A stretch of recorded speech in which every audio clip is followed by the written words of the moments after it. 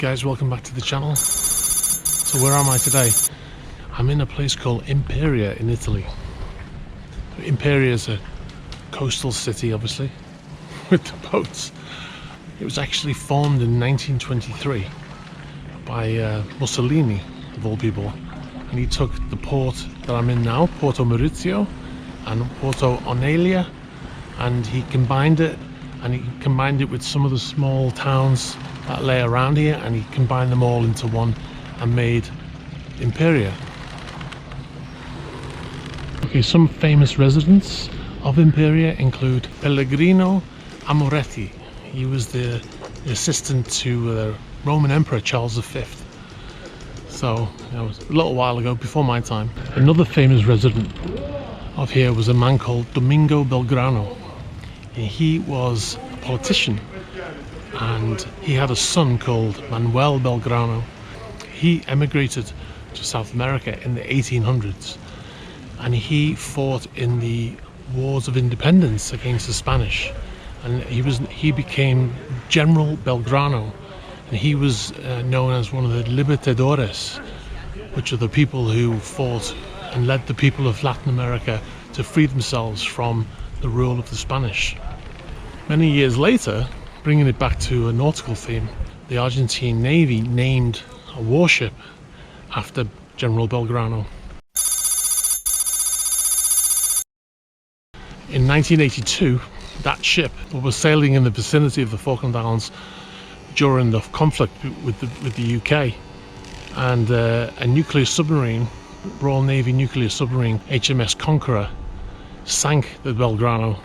That was also, interestingly, the only time a nuclear submarine in a military action has sunk a ship. Anyway, back to super yachts. So what vessels do we have in here today? Well, we have a relatively new vessel called Universe, which is built by Amels. It was delivered in 2018.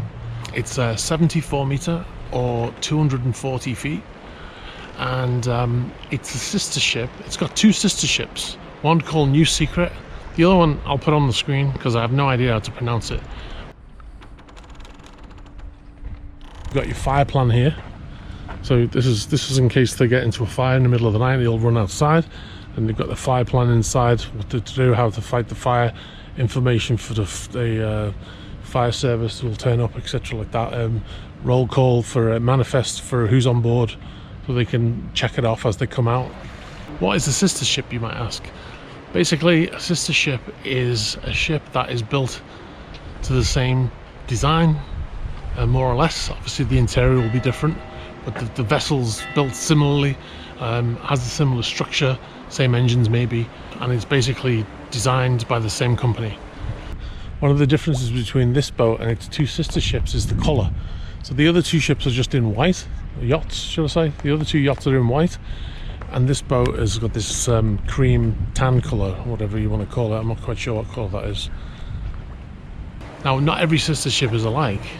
There have been instances where ships that have been known as sister ships were unofficial. For instance, in 2006, Fincantieri in Italy, they built their first super yacht. They're known for building cruise ships.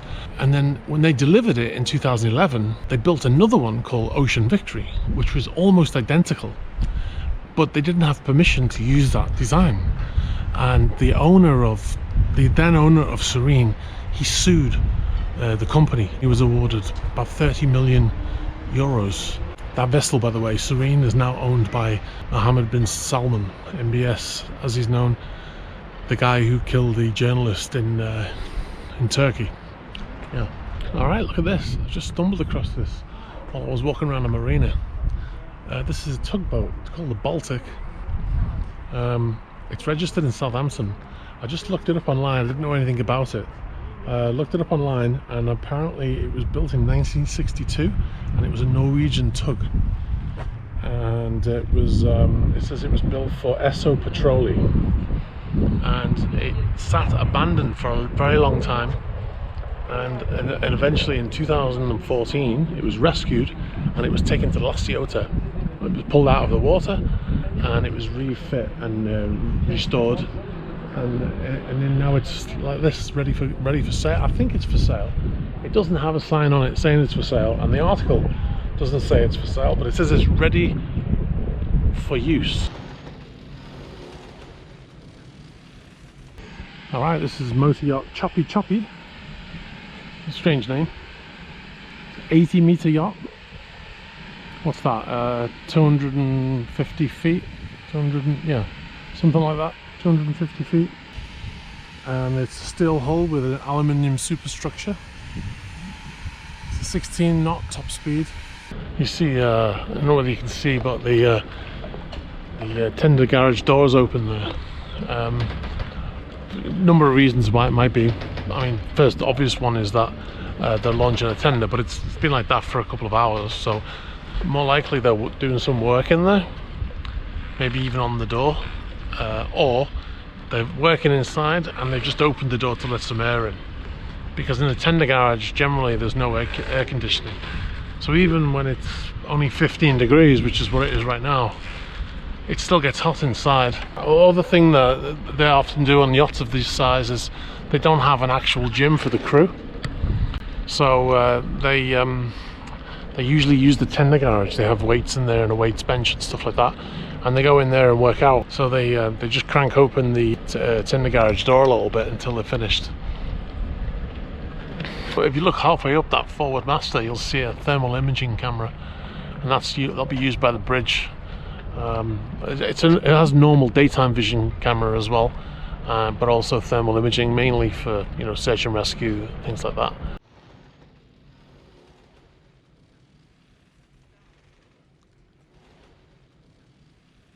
This next boat, motor yacht Cleo, kind of an older boat, built in 2004.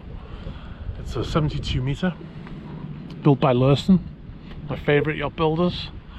And it's 2,200 gross tons. Interestingly, one of the things they've got here, which suggests they're laid up a lot. You see the little, it looks like a little satellite dish on the side there that someone's hooked up. So it looks like the crew have hooked up a little satellite dish so they can watch TV, which is very unusual. I don't think I've ever seen that before on a yacht, not of this size. So yeah, that's interesting. That suggests that they're laid up quite a lot, because if they were on the move a lot, you wouldn't bother bringing something like that, because obviously once the boat moves, that's going to drop the signal. So Cleo was delivered in 2004. It was originally named Queen M, and then it changed its name to Queen K, and now it's changed its name again to Cleo. Some people say it's unlucky to rename a ship, and in days gone by it definitely was considered to be. My father was in the Merchant Navy in Second World War and up into the 50s, and he always said it was unlucky to change the name of a vessel, and a lot of the vessels that changed their names during the war, more often than not, came to an unfortunate end.